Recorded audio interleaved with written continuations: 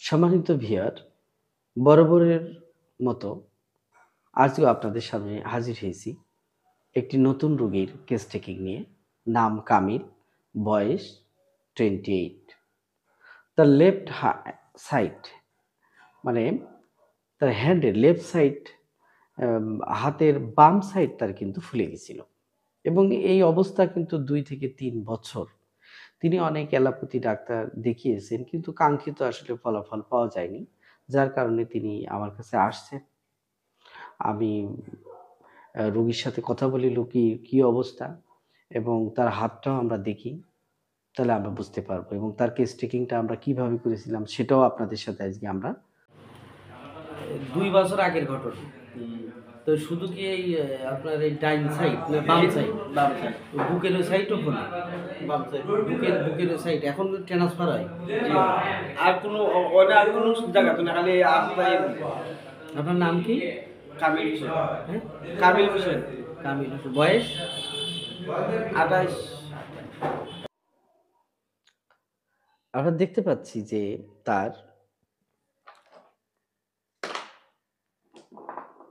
এ হচ্ছে কামিল যার বয়স হচ্ছে 28। তার লেফট সাইড, এটা হ্যান্ড হবে,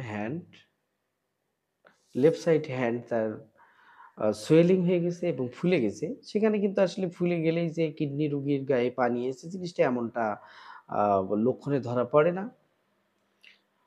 তার কেস টেকিংটা আমরা যেভাবে করেছিলাম আমরা দেখতে পাচ্ছি সে একটু ফিশ জাতীয় খাবার লাইক করে, সুইট জাতীয় খাবার লাইক করে এবং সর্বোপরি সে কিন্তু লবণ ছাড়া ভাত খেতে পারে না।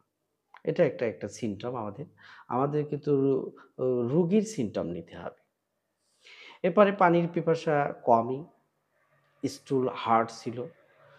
সাদা ভাতের ক্ষেত্রে সে কিন্তু একটু গরম খাবারটাই বেশি পছন্দ করে। তাছাড়া তার কিন্তু দেখেন ঘামটা অত্যাধিক, ঘামটা অত্যাধিক।